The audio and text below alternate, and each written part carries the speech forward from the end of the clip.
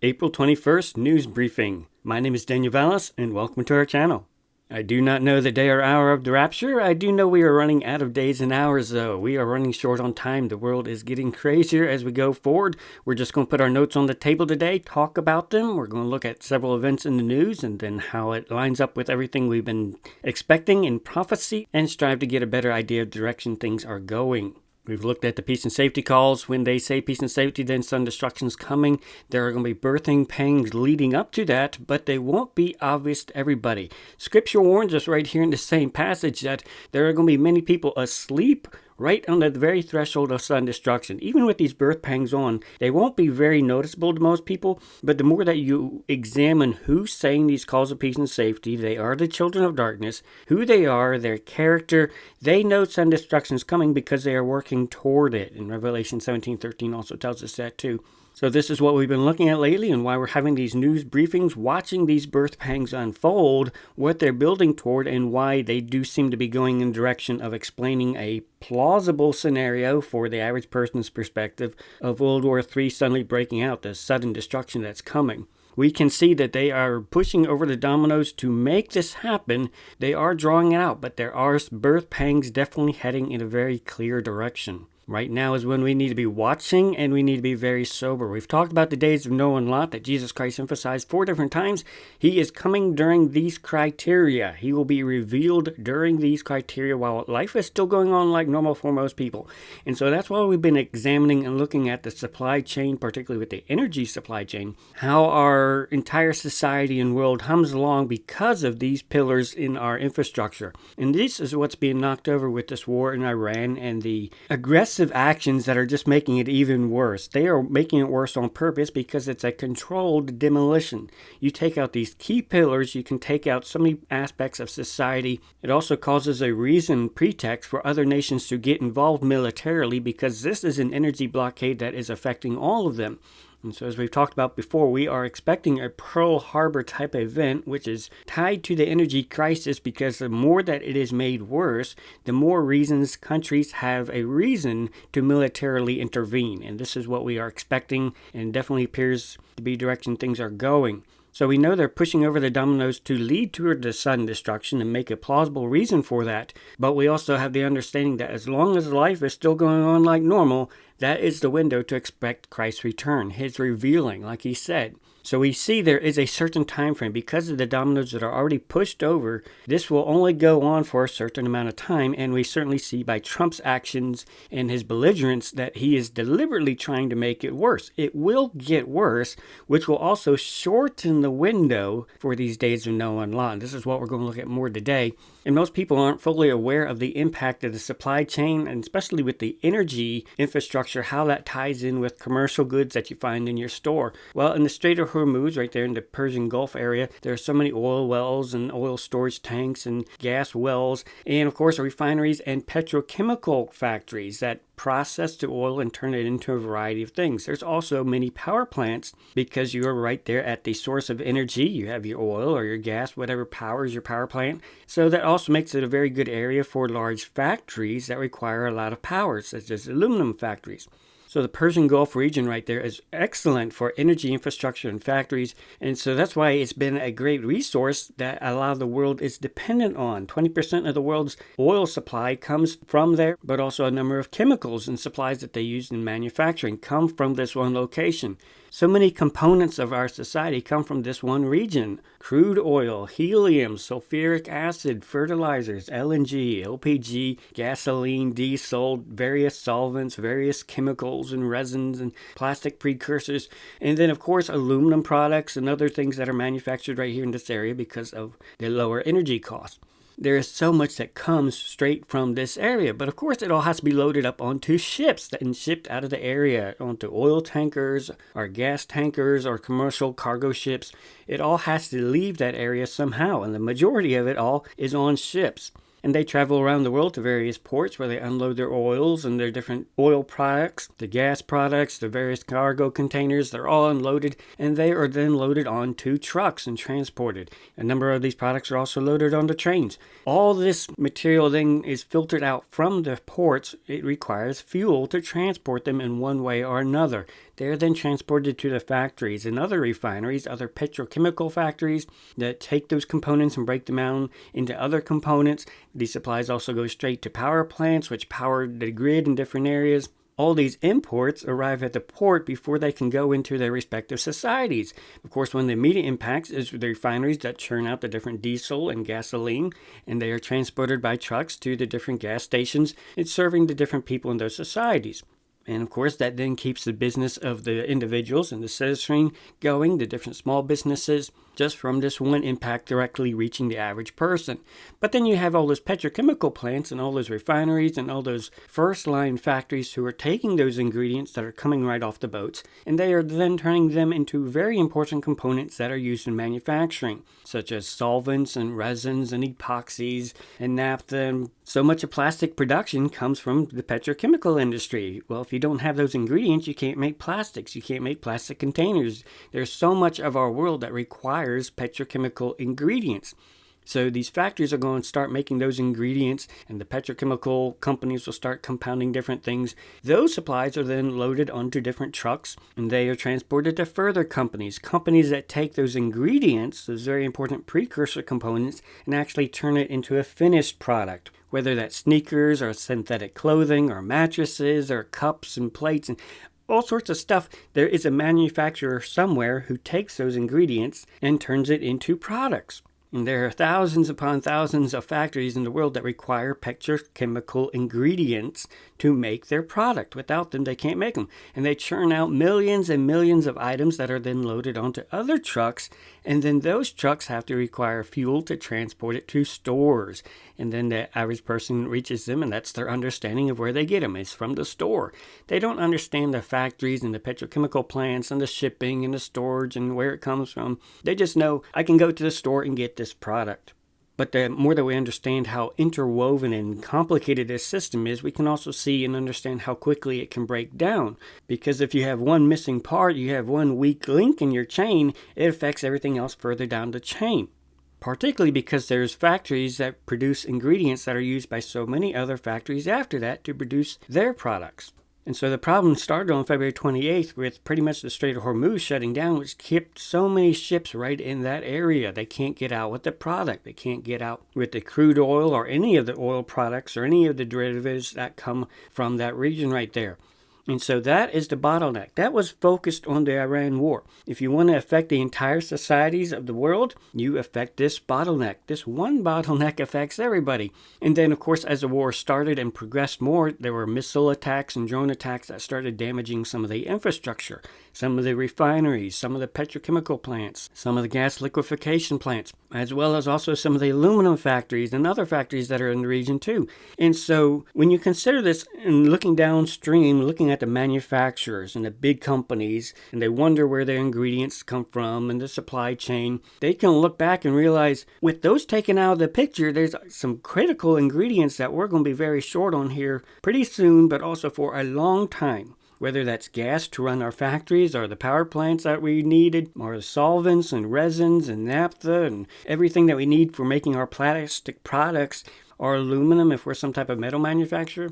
There's so many things that we know are now going to be taking out of the picture. It's already hard to get because the ships aren't going, but when you know the manufacturer is also going to be having some problems, that tells you as a business, you are going to be having some trouble and you need to start scrambling for some alternate suppliers. So then on the port side, you have factories and other refineries and petrochemical companies, these plants that actually produce these ingredients, then they start hurting because their ingredients that they need to make these ingredients aren't coming in either. And so you start having a ripple effect. So then those ingredients, those resins and the naphtha and solvents, different things that are needed by the factories, they can't get what they need to produce their consumer products. So they end up with shortages eventually of the consumer products.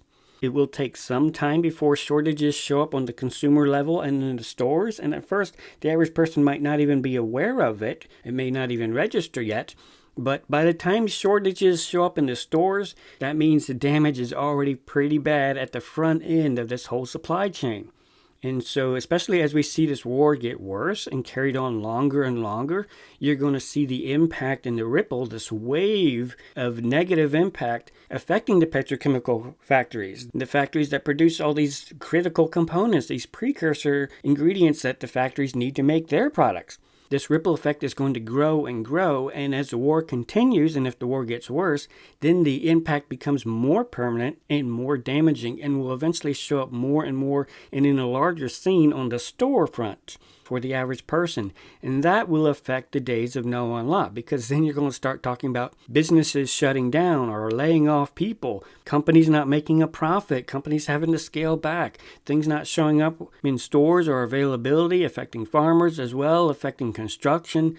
And here pretty soon you're going to start seeing impacts on these days of Noah and Lot. And so that's why we're watching this critical. These are the birthing pangs right here. It's going to get harder and harder. They're pushing this over. They are trying to induce this sudden destruction. These are the birthing pangs that we are watching, that the average person, if they're asleep and they're just watching the average news or being entertained to death, they will not notice this wave of sudden destruction birth pangs that are coming. Now, it's interesting when you watch the direction of this ripple effect going back to the Strait of Hormuz right there, and then everything that's bottled up right in that area. It, of course, reminds us of COVID back in 2020. What happened with that? There was a lot of lockdowns, remember? Now, the difference between what's going on now and then is the direction that it's going. Remember, back in 2020, what locked down first? It was people, it was the citizens on their end told to stay home, don't go to work, the schools were closed. The lockdown started on the people end, on the front end. And then that reduced demand and factories scaled back because people weren't going to the stores. So you had all the factories start winding down and throttling back because they didn't need to produce as much because everybody was staying home.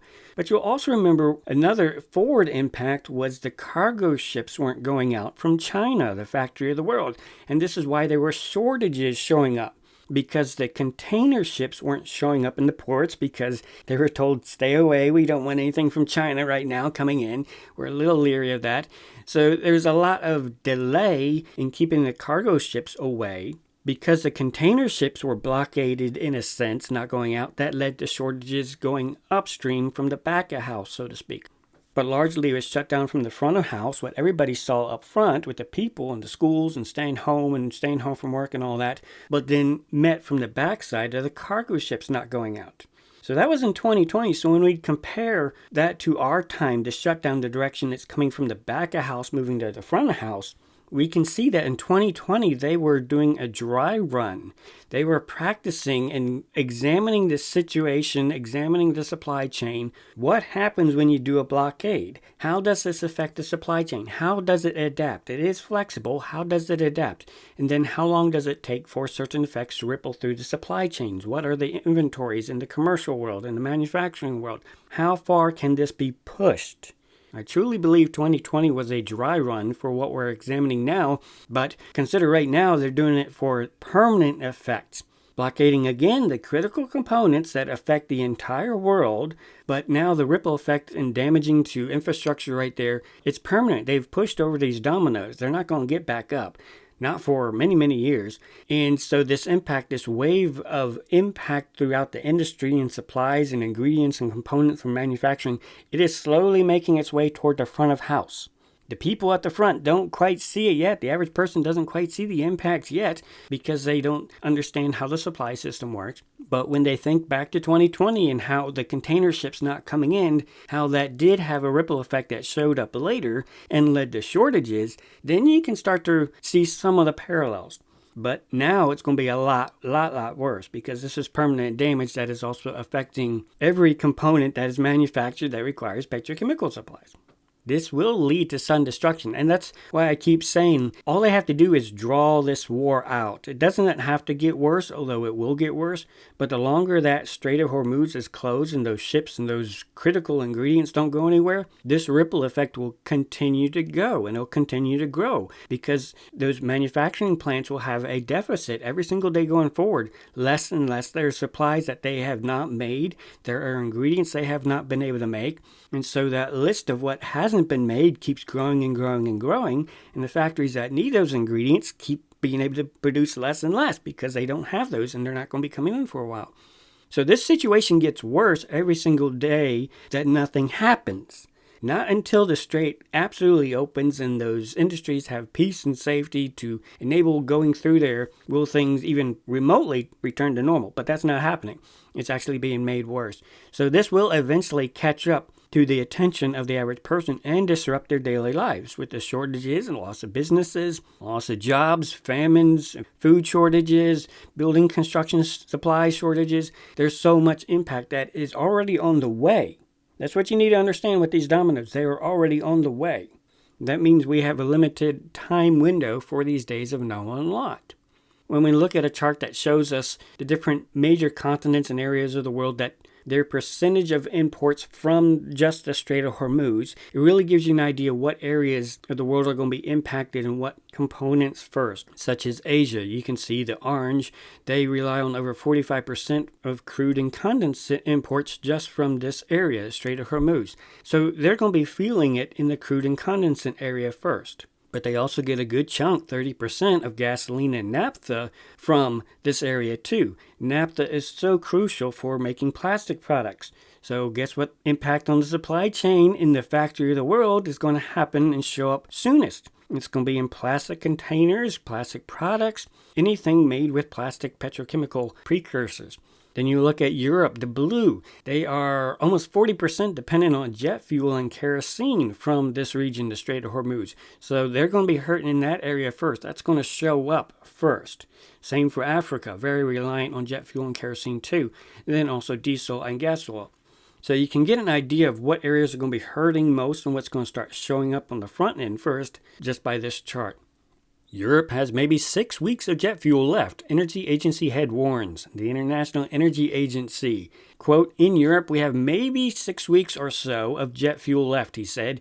If we are not able to open the Strait of Hormuz, I can tell you soon we will hear the news that some of the flights from City A to City B might be canceled as a result of lack of jet fuel. U.S. carrier Delta Airlines, which frequently flies to destinations across Europe, said it is aware of the continent's, quote, potential jet fuel supply issue, end quote, and monitoring the situation, although it didn't expect immediate impacts. Barol added, many government leaders tell me that if Hormuz is not opened until the end of May, many countries, starting from the weaker economies, are going to face huge challenges. And this will go from the high inflation numbers to coming close to slow growth or even to recession in some cases. This is the head of the International Energy Agency. And notice he says we have maybe 6 weeks or so jet fuel left before we start seeing very noticeable cancellations in the airline industry. Maybe 6 weeks. And so that's kind of an optimistic. And this quote was made last week, April 16th. And that's, of course, assuming nothing else breaks, nothing gets worse. So because of the chart that we saw and understanding how the supply chain works, this is one of the main things that will show up first for the average person. When the airlines start shutting different routes and then dialing back a bit, and of course that's going to have huge ripple effects for international travel too. But that will start showing up on the radar soon and really concerning people when they realize, hey, this energy infrastructure is really strained right now. How we ship things, how we get things from point A to point B, how we travel and do business. This is huger than we think. And so this is what we need to also keep in mind too. They're putting out a very positive window of maybe 6 weeks or so of jet fuel left before major ramifications start showing up. Then we also need to consider if things get worse, that window gets a whole lot shorter. Especially if there's more military action, that window is going to be a whole lot shorter. In our last video, we mentioned the Airports Council International of Europe, a key airport trade body in Europe. They warned EU lawmakers that the continent could face systemic jet fuel shortages in as little as 3 weeks, unless the Strait of Hormuz opens on a much larger scale. So this one Airports Council, they're saying as little as 3 weeks, and the International Energy Agency, they're saying maybe we have 6 weeks. So between 3 weeks and 6 weeks, they know this is going to be showing up on the radar really soon. Air Canada suspends 6 routes no longer economically feasible amid jet fuel cost crisis. Air Canada, WestJet, Porter Airlines, and Air Transit have all recently announced plans to either increase fares or add a surcharge to try to offset the rising cost of fuel. Fuel prices have more than doubled, so that's making a huge impact on airlines' bottom line. So they're cutting off anything that is no longer economically feasible, but they're also raising costs and they're adding surcharges to the ticket price to help make up for some of this loss too. So those costs are going to be passed on to the customers, to the passengers. And of course, anyone doing major air freight, those costs go up and those costs are passed on too. So the longer, again, that this draws out, the more you're going to see this get worse and worse, not just in the shortages, but the economic costs that keep being added on.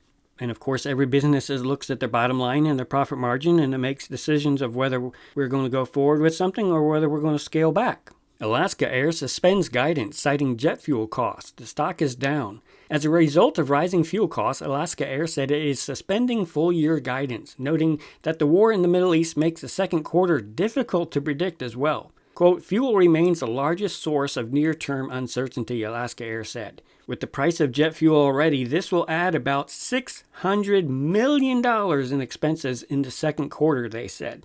So they're saying we can't really give you a heads up of what we think this year is going to be like performance-wise because these expenses are rising so quickly. It's more than double. We've already had over $600 million in expenses more than we normally have. This is really making things very, very uncertain.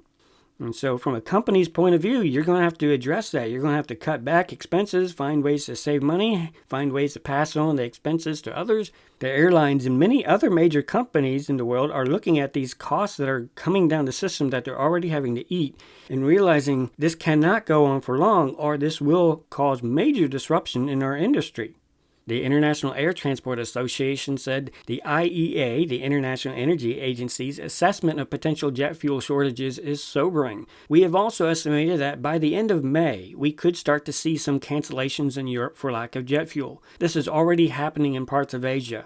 Along with doing everything possible to secure alternate supply lines, it is important that authorities have well-communicated and well-coordinated plans in place in case rationing becomes necessary, including for slot relief. So they're all aware of, yes, by the end of May, things are going to get really dicey here. And we're going to have to do some major cancellations that are already taking place in Asia.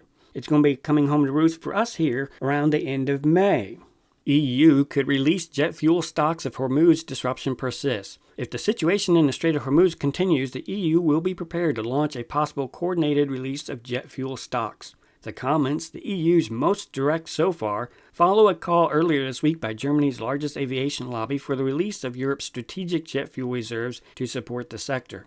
There are reserves in place by the end of May. It's not going to be everything stops. It's just going to be, there's going to be some major cancellations toward the end of May if things keep going in the direction they're going.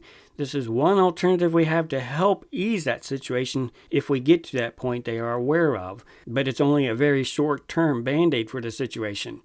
Military use of NATO jet fuel pipe disrupts commercial supply.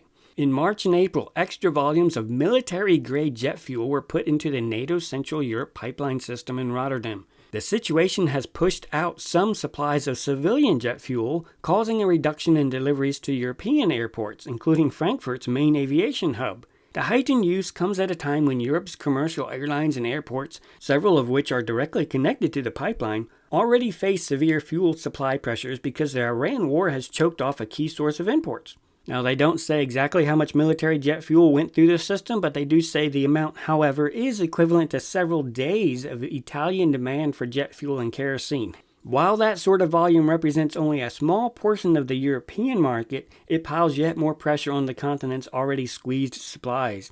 The International Energy Agency has said that shortages could start to emerge in Europe in June, while Ryanair Holdings plc said jet fuel suppliers are guaranteeing shipments until at least mid-May.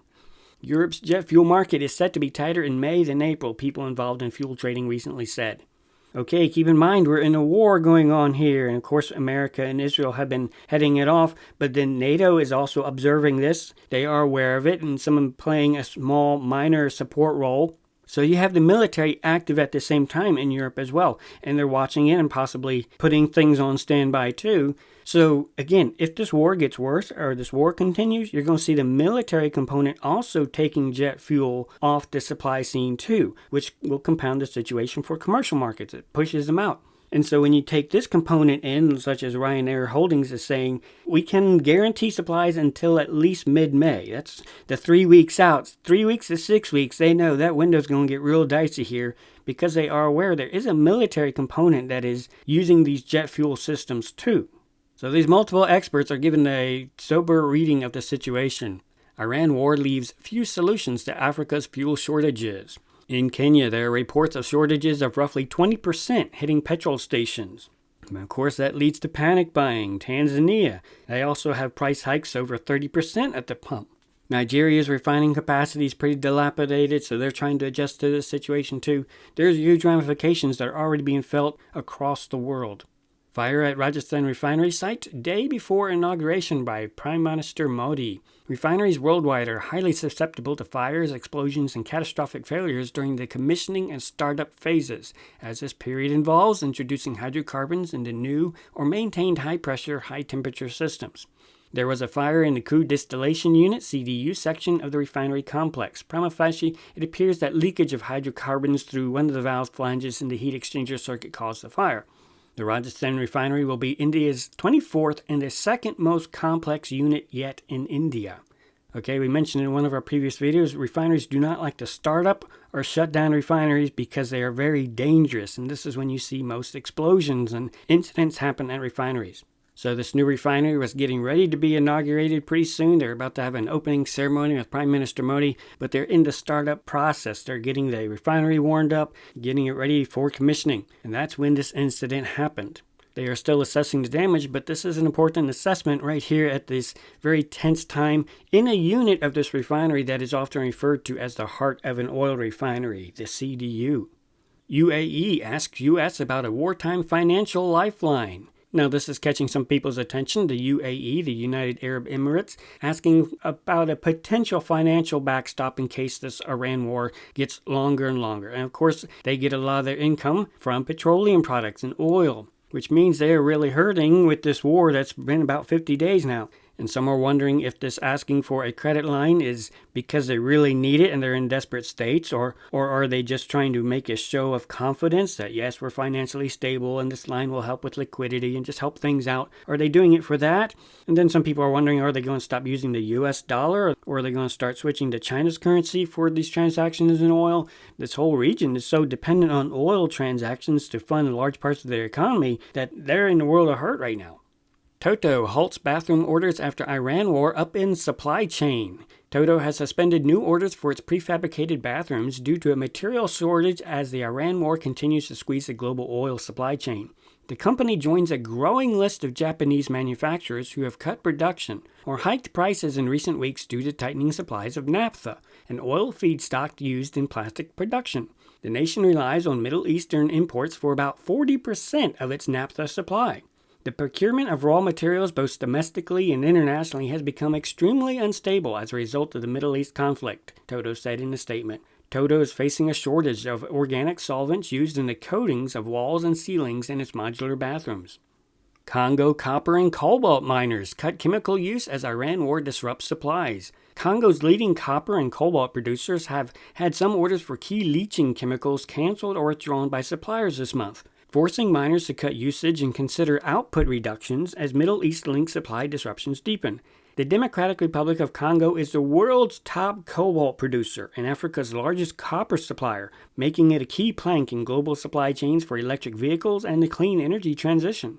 Copper and cobalt mining in the country depends heavily on sulfuric acid and sulfur-based chemicals. Miners are cutting chemical consumption to stretch available stocks and considering reducing cobalt production. With uncertainty rising, buyers are placing overlapping orders and tightening supply verification protocols, including sending representatives to warehouses to check physical inventories and ownership documents, the supply chain source said. Congo's month-long cobalt export suspension and the introduction of quotas have already constrained supplies, hitting smelters globally. What used to take you 3 months now takes you 4 or 6 months, she said.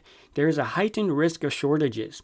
Okay, so all the way in Africa, Congo, which produces copper and cobalt, very important in the electrical and computer industry, very dependent on sulfuric acid and sulfur-based chemicals, which are impacted by this war. And they're already talking about having to reduce exports more and cut back production because they don't have the chemicals that they need to refine these basic metals.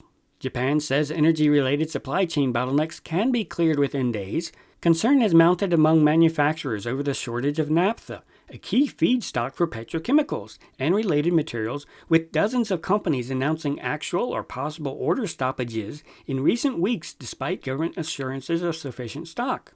Bathroom maker Toto, which said this week it would gradually resume taking new orders for modular bathrooms from April 20th. Noting businesses' difficulty in obtaining lubricating oil and the resulting supply imbalances, kitchen and bathroom equipment maker Takara Standards said the supply disruption could not yet be described as resolved, but that it was sharing information with the industry ministry and aimed for a swift resolution. The company has been adjusting orders and deliveries.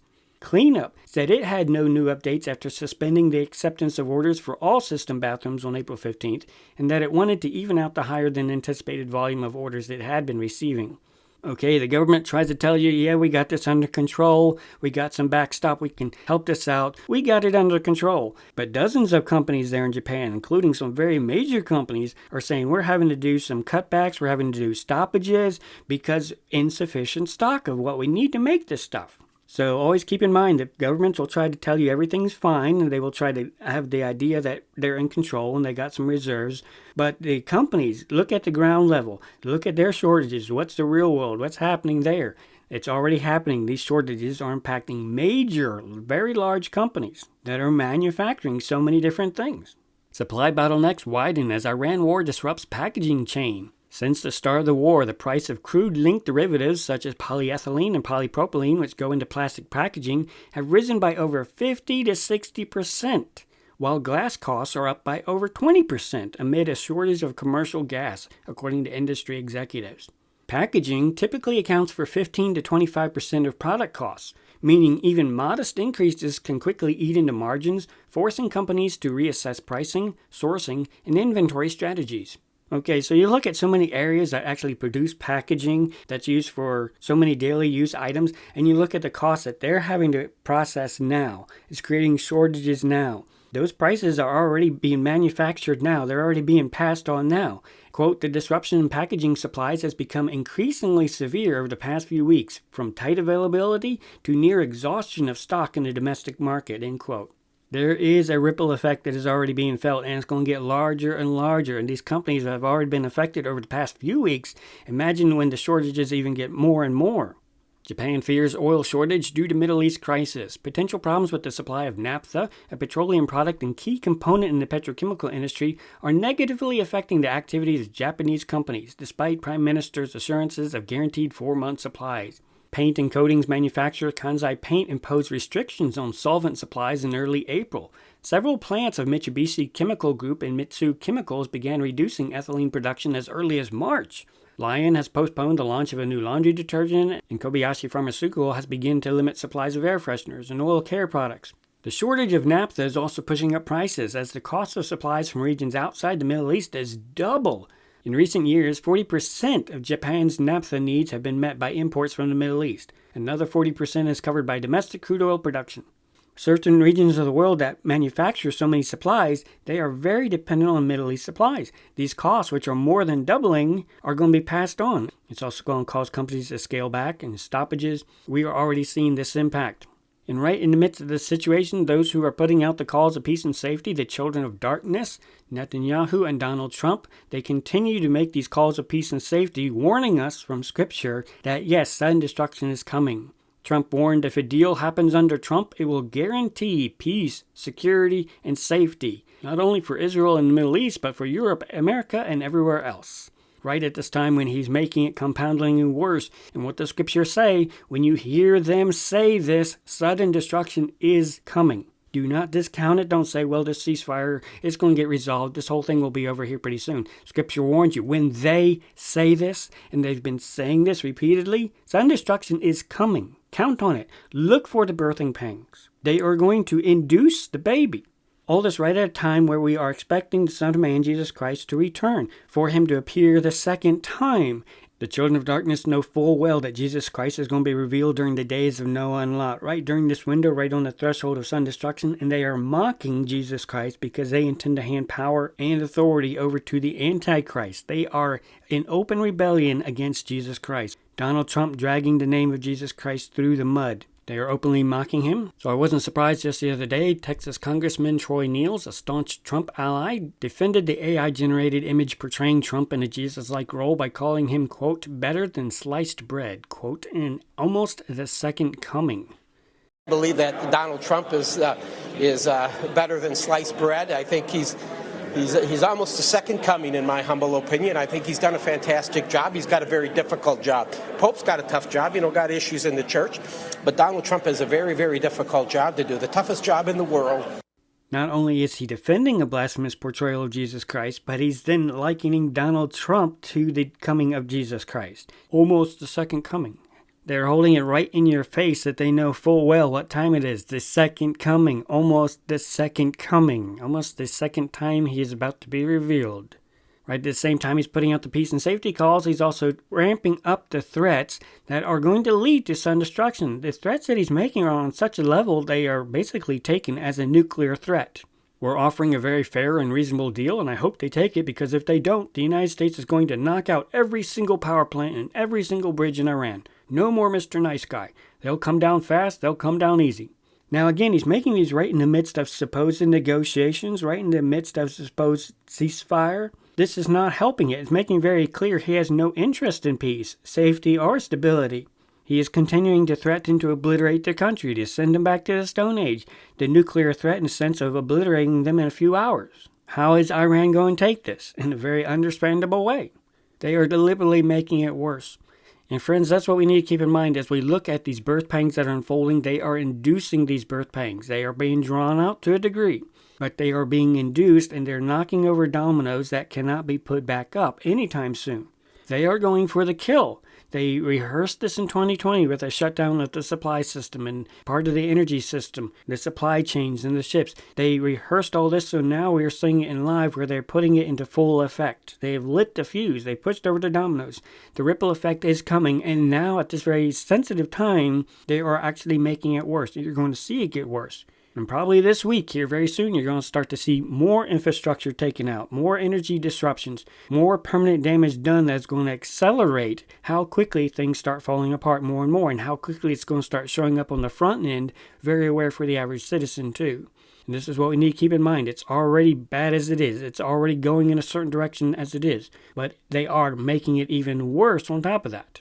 So we keep this in mind as we look at the timeline. A link in the description box for the wide view and the short view. We look how things have been moving in a very predictable direction. And the Lord has been giving us wisdom about this from the very beginning, March 7th, with our first domino video. Things keep going in that direction. It is getting worse on purpose right at this time where we are expecting our Lord to appear the second time. Definitely check out the timeline. There's a lot we don't have time to cover here. Again, links are in the description box. When we look at the timeline in this window of range, I do not know the day or hour. I just know we're running out of days and hours. And the more that we look at this shortening time frame, the more we know we are running out of days and hours. We can see on June 9th in the far distant, that's going to be a very unique celestial sign that reminds us 12 years ago at the start of our celestial learning journey. And I see that as a bookend. We've reviewed in our recent videos how August 12th, 2025, and then March 11th, just recently, that was Jupiter coming back full circle, completing a circuit in the heavens, just like Psalm 19, from the beginning of our celestial learning journey, when the world started to look up, knowing that our redemption draweth nigh, started looking into celestial signs that were being rehearsed with the Star of Bethlehem and the Revelation 12 sign, and all the amazing signs we have seen on the celestial learning journey. But we also pointed out in one of our recent videos how the first celestial sign with Jupiter was just shortly thereafter, after the first blood moon, and what we see in June 9th is almost in the exact same spot, reminding us also in a sense of the celestial circuit ending right there too. So a lot has been pointing right here where we are right now. What we saw on August 12th of last year, and then March 11th, Jupiter in line with Sirius, the king in line with the prince, the star that means coming quickly. So much tells us our redemption draweth nigh, and the Lord has brought us here. Praise his name for all the wisdom he's given us. But as we look at all these peace and safety calls and the birth pangs that have started, we know sun destruction is not that far off. It's in this window here somewhere, apparently. And as we have looked at the different energy agencies and different experts who point out things are really start going to be coming to a head, particularly with jet fuel, it's really going to be very noticeable toward the end of May. Some say 3 weeks, some say 6 weeks. Basically between the midst of May, they have a pretty good idea through the midst of May, and then somewhere toward the end of May, the beginning of June, that's when things are going to get really dicey very short with the jet fuel situation as it is last week. Whatever happens this week that makes it worse, that timeline is going to be shortened, so we need to keep that in mind. They know it's going to start getting dicey toward the end of May, and then if the situation holds, it's obviously going to get worse. But those estimates are based on where the world was last week. Any new disruptions are just going to shorten the timeline. And so in this time frame that's remaining, we see ascension, a reminder of that. Definitely reminders of when Christ went into heaven to prepare a place. And the whole promise is that he will come again and take us, receive us to where he is. And then a few days after that, it's going to be the Pentecost commemoration. A beautiful reminder of the time when he gave the Holy Spirit as an earnest, a legal down payment guarantee that he will be coming up and picking up his purchased possession. Powerful reminders right here at this time where we are looking for him to appear the second time. And right in that window is also when the sun is going to be at Pleiades. The sun as a bridegroom traveling along the line. It'll be right at the 7 stars. Beautiful picture at the beginning of Revelation. The end of the Revelation reminds us he is the bright and morning star. Reminders of coming quickly. Pretty soon we are expecting the culmination of those promises too. And where we are right now, the sun is just now entering Aries. It's going to be in line with the head, reminding us of when Christ was crucified the first time, how the sun was darkened on the day of crucifixion when the sun was right at the Lamb and everybody looked up and could see the stars of Aries and note the connection between what's unfolding right in front of them. The one who has offered one sacrifice for sins forever, how he sat down at the right hand of the throne of God from henceforth expecting till his enemies be made his footstool. The enemy knows what time it is, do we? Friend, we know we are running out of days and hours. We have so many reminders, so many reasons to be looking up, knowing that our redemption draweth nigh right now. We are running out of time. Are we living like it? Definitely download the PDF resources in the description box. When to watch. Be ye ready and running for the prize. Our life should reflect that he is showing us so many reasons. He has given us so many celestial signs, so many peace and safety calls, so many indications of the birth pangs, so many trumpet calls at midnight that have told us the bridegroom cometh. Go ye out to meet him. So friends, let's rise up. Let's trim up, let's brighten up, let's gird up, and let's go out to meet our Redeemer, looking for him to appear the second time, hearing him, heeding and obeying him, loving him, and serving him first and highest above all else, drawing nigh with a true heart till he comes. Maranatha.